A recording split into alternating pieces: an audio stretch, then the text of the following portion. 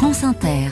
Il est 5h12, voici les chroniques littorales avec un concept étonnant. Bonjour José-Manuel Lamarque. Bonjour Mathilde Minot. Une aile d'avion pour naviguer à la voile. Effectivement, on part de l'aile d'avion et on arrive à la voile. C'est la raison pour laquelle aujourd'hui, je reçois la société Hero. Hero, on les connaît beaucoup plus dans le milieu avec Ocean Wings. Ocean Wings, c'est leur fameuse aile, justement.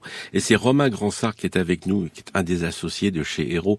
Romain Gransart, l'origine de Ocean Wings, ça vient bien de l'avion, hein? C'est tout à fait ça. C'est inspiré de l'aéronautique et des ailes d'avion. On appelle ça des profils épais. Le matériau de votre voile, qu'est-ce que c'est? La structure est faite en composite, fibre de carbone et de verre.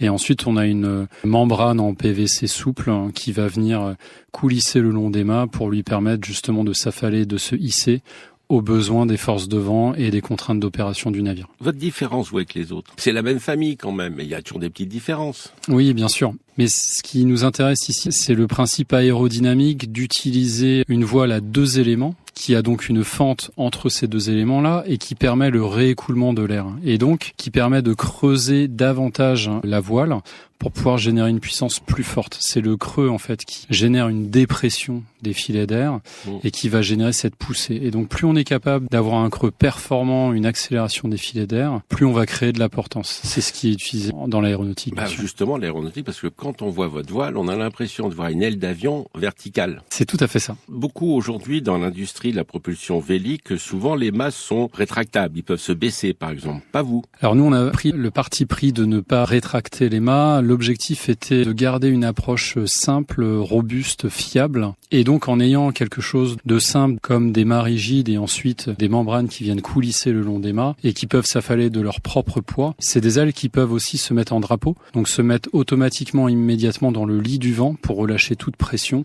Et donc, ça permet aussi, en fonction des intempéries et des opérations, de garantir justement cette mise en sécurité du bien et des personnes.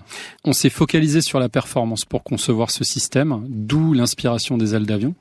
Donc c'est un système en lui-même qui est très performant. On génère 2 fois plus de poussée qu'une voile classique. Et en plus, qui génère très peu de turbulences en aval des écoulements. C'est-à-dire qu'on peut multiplier le nombre d'ailes sur un navire en utilisant leur plein potentiel. Ça veut dire un cargo avec beaucoup de voiles. Exactement. Petit 1, la performance. Petit 2, l'automatisation. Le système est entièrement automatisé et on optimise les réglages en temps réel avec notre logiciel de bord. C'est un système qui permet d'être propulsif. Même lorsque le vent vient de l'avant du navire, on est capable de générer une contribution positive au bateau. Et ça, c'est extrêmement important parce que ce sont des navires qui naviguent entre 10 et 20 nœuds, donc qui se déplacent vite. On va le dire, c'est du 40 km/h. À peu près, voilà. À peu près. Ensuite, un point qui est important sur notre technologie, c'est qu'elle est très économe en consommation d'électricité.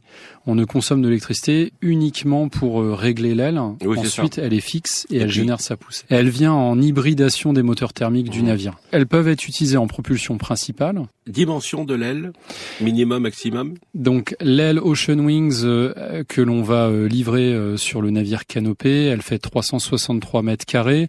On parle d'une surface de 33 mètres de haut sur 11 mètres d'envergure. Une Canopée, c'est justement le bâtiment qui va transporter Ariane. Voilà, tout à fait.